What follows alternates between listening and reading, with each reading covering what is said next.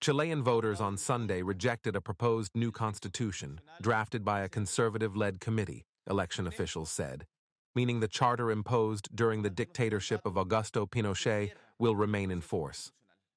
With 99% of referendum ballots counted, the against option prevailed with 55.75% of the vote, compared to 44.25% in favor, according to Electoral Service Serval just hours after voting ended around 6 p.m.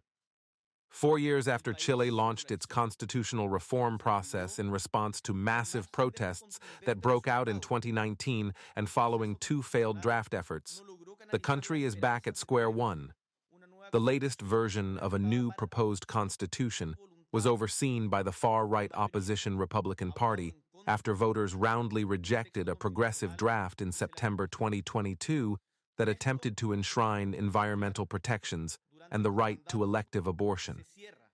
Leftist President Gabriel Boric said last month this would be his last attempt to reform the Constitution in order to focus on stability and long-term development. And on Sunday, he reiterated the message. With this, during this mandate, the constitutional process is closed. There are other urgent matters, Boric said Sunday night in remarks at La Moneda, the presidential palace. Our country will continue with the current constitution, because after 2 plebiscites on proposed constitutions, neither managed to represent or unite Chile in its beautiful diversity, added the president, who had supported the first proposal overseen by the left, but remained neutral in the second effort. The process to rewrite the 1980 Constitution, adopted under the Augusto Pinochet military dictatorship, began as a bid to ease mass protests that broke out in 2019 against social inequality.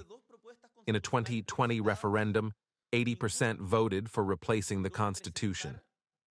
However, in the years since, enthusiasm has been dampened by the pandemic, inflation, and economic stagnation, a growing sense of insecurity, and voter fatigue.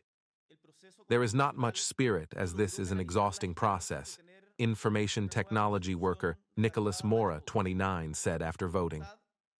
Paulina Salas, a 56-year-old homemaker, said she hopes that after this vote, Chile can return to calm. There is a need for stability, that people can go back to work, to have safety with regard to their job and everyday life, Salas said.